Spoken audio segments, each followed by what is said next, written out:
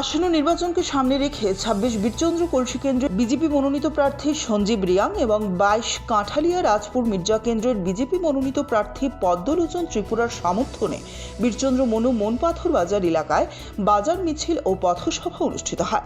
শান্তিরবাজার মণ্ডলের উদ্যোগে আয়োজিত এই প্রচার কর্মসূচিতে দলীয় কর্মী সমর্থকদের ব্যাপক উপস্থিতি লক্ষ্য করা যায়।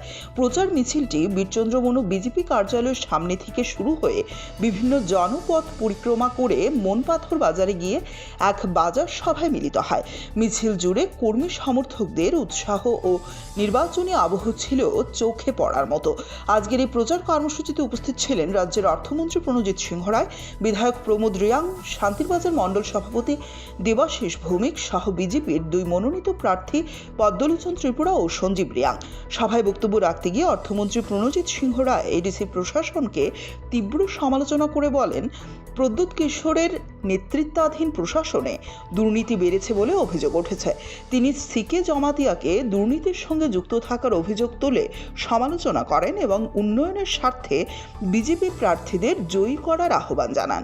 সভা শেষে উপস্থিত কর্মী সমর্থকদের মধ্যে উৎসাহ ও বিজয়ের প্রত্যাশা লক্ষ্য করা যায়। প্রমোদানি ক্যান্ডিডেট দেবেন্দ্র সিং হচ্ছে গাঁজা ব্যাপারী। উনি গাঁজা ব্যাপারী করে 3 মাস জেল হয়েছে। গাঁজা ব্যাপারী করে ওনার চরিত্র সম্পর্কে আমি বলতে চাই, আগামী 17 তারিখে ওরা যদি বিজয় করে তাহলে মুসলমানদেরকে খাওয়াবে শুকরের মাংস আর জনজাতিদের খাওয়াবে বলে গরুর মাংস। আপনারা যদি নরক যদি মুসলমান চালানি মুসুল খেয়ে নরক যুদ্ধ